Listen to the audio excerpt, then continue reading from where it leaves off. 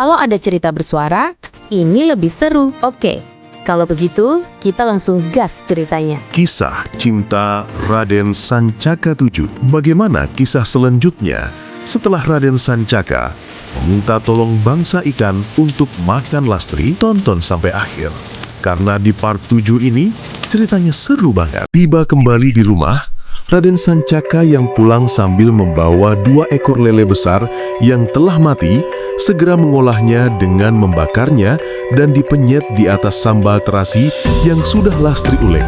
Kemudian duduk di seberang meja menunggui istri kesayangannya itu makan dengan ditemani nasi untuk pertama kalinya. Setelah sekian lama Lastri melakukan puasa ngerowot, Raden tidak ingin ikut makan sekalian. Lastri menawarkan sungkan karena suami yang telah membantunya memasak dan menyiapkan segalanya malah tak ikut menikmati santapan yang sudah jadi itu. Tawarannya digelengi Raden Sancaka dengan yakin, sebagaimana pernyataan sang Raden di awal dulu kalau dirinya tidak makan makanan manusia. Sayang sekali, padahal daging ikan yang ditangkap oleh Raden selalu memiliki cita rasa berbeda dari yang biasa saya beli di pasar. Keluh dan puji Lastri bersamaan di selakunya hanya, ikan ini terasa manis dan gurih Raden, meski tidak dimasak dengan bumbu apapun. Sungguh, saya tidak bohong. Baguslah jika seperti itu. Aku senang mendengarnya. Raden Sancaka yang semenjak istrinya itu makan, sudah membantu Lastri memisahkan daging ikan dari durinya agar jangan sampai terpisah antara kepala dan bagian duri di badan ikan, menanggapi sambil tertawa. Kalau begitu, kamu harus menghabiskan semua ini sekaligus. Dur, Raden, perut saya akan kekenyangan kalau menghabiskan semuanya sekaligus. Ikan ini akan sedih jika kamu tidak menghabiskan keduanya sekaligus, sebab mereka sepasang suami dan istri. Saat kupanggil tadi, mereka datang berdua. Maka saat kembali nanti, mereka juga harus bersama-sama. Alis Lastri terjengit, seketika bingung memahami maksud ucapan itu. Apa maksudnya mereka harus kembali bersama-sama? Memangnya ikan yang sudah sisa kepala dan duri ini akan dikembalikan ke sungai? Tentu saja. Raden Sancaka mengangguk memastikan sambil mengangkat salah satu kepala ikan yang masih menyatu dengan durinya hingga ke bagian ekornya yang telah habis dinikmati Lastri. Ikan ini tidak benar-benar mati. Aku sudah berjanji akan mengembalikan mereka jika kamu sudah merasa kenyang. Tapi kamu baru memakannya satu. Jadi kamu harus memakan keduanya agar ikan-ikan ini bisa kembali bersama. Lantaran takut mendengar ucapan yang tidak terkesan serupa candaan itu, Lastri menurut untuk menghabiskan ikan kedua yang masih utuh meski perutnya sudah serasa mau meledak. Setelah semua beres, dan ketika sang suami hendak mengembalikan kedua bangkai ikan itu ke sungai, Lastri memberanikan diri menggamit lengan Raden Sancaka sambil memberikan tatapan lekat padanya syarat permohonan. Raden, izinkan saya ikut Raden mengembalikan ikan-ikan ini. Jika mereka hidup lagi, saya ingin berterima kasih kepada mereka. Kali ini Raden Sancaka memberikan izin dan membiarkan Lastri mengikutinya. Tidak hanya itu, Lastri bahkan bersikeras ingin membawa kedua bangkai ikan itu dengan tangannya sendiri menuju sungai. Karena hari masih pagi, banyak orang berlalu lalang di jalanan sekitar sungai yang berada di antara sawah-sawah milik warga. Sebagian dari mereka adalah para petani dan buruh tani yang hendak meladang, sedang sisanya merupakan warga yang akan pergi ke pasar, bekerja di luar desa, dan juga anak-anak yang akan pergi ke sekolah. Sebagian besar mereka tidak terlalu memperhatikan Lastri, sehingga tidak begitu memahami apa yang tengah dibawa dukun bayi itu. Akan tetapi, Karman yang membawa tomblok untuk mencari rumput memiliki penglihatan yang sangat tajam, dan dia selalu merasa penasaran. Mau kemana Mbak Lastri? Karman menyapa sopan sambil melirik ke arah tangan Lastri yang tengah membawa 2 bangkai ikan lele dengan sangat hati-hati. Mau melepas ikan ini ke sungai Mas Karman? Mari, saya duluan. Mari.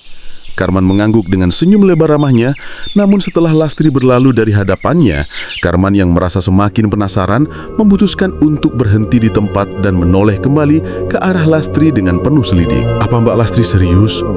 Dia bilang mau melepas ikan. Lah, padahal yang dia bawakan ikan mati yang sisa kepala sama durinya saja. Mana udah bekas digoreng atau dibakar kayaknya. Mau buang bangkai aja masa harus ke sungai? Tak bisa mengendalikan rasa ingin tahunya, Karman pun lantas diam-diam mengikuti Lastri dan bersembunyi di balik rumpun bambu untuk memerhatikan lanjar yang perlahan turun ke sungai dan berbicara seorang diri kepada bangkai ikan di tangannya. Terima kasih, kalian sudah memberikan daging kalian untuk sarapanku.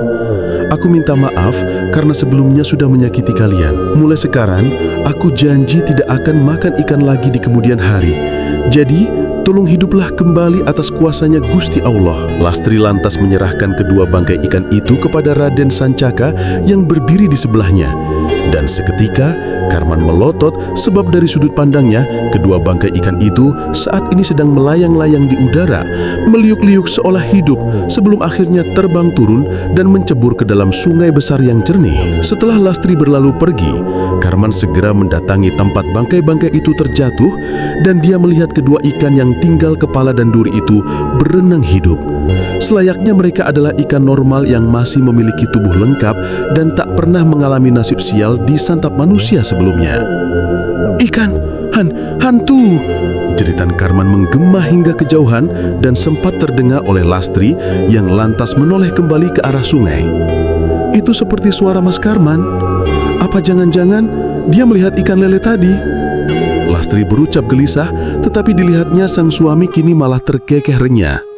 Biarkan saja. Kalau benar ada yang melihat, nanti dia pasti akan mengadu kepada warga dan ini bisa bikin kehebohan. Kalau benar ada yang melihat, mereka pasti akan bertanya kepada Jiwo. Lalu kakek itu akan mengatakan kalau kedua ikan tadi adalah lele Truno. Dan siapapun yang bisa melihatnya di sungai, dia akan mendapatkan keberuntungan setelahnya. Apa Mas Karman juga akan mendapatkan keberuntungan itu setelah melihat lele Truno tadi? Ya, Raden Sancaka mengangguk yakin dan merangkul Lastri untuk kembali melanjutkan perjalanan pulang. Desas-desus menyebar dengan sangat cepat setelah beberapa warga mengevakuasi Karman yang pingsan pulang ke rumahnya. Seperti ucapan Raden Sancaka, rumah Mbah Jiwo menjadi tempat tujuan pertama yang didatangi Karman bersama anaknya setelah pria itu kembali punya tenaga untuk berjalan usai ambruk di sungai. Lastri itu gemar bertirakat, dan dia adalah wanita yang baik dan selalu menjaga kehormatannya. Maka kalau dia memiliki kesaktian di luar umumnya manusia kebanyakan, itu tidak mengherankan lagi. Tutur Mbah Jiwo lepas menghembuskan asap rokoknya ke udara malam yang sahdu. Kalau begitu, apa saya akan beruntung karena sudah melihat keajaiban ikan mati bisa hidup kembali seperti tadi? Karman harap-harap cemas. Mbah Jiwo terkekeh sebelum mengangguk-anggukan. Ya, lele Truno itu bisa disebut sebagai ratunya para ikan. Biasanya, siapapun yang pernah melihatnya akan mendapat keberuntungan tiada putus-putus. Asal jangan pernah mencoba untuk menangkapnya untuk dipelihara. Dan jangan pernah mengganggu ikan-ikan yang berenang mengikuti lele Truno. Kalau kamu menangkap dan memakan ikan yang mengikuti lele Truno, kamu akan sial sebab mereka adalah prajurit yang mengawal lele Truno. Pantang untuk dipelihara maupun dimakan. Apa kamu mengerti? Jangan lupa follow, like, share, biar tidak ketinggalan update cerita-cerita seru selanjutnya. Penulis Ayu Wangi.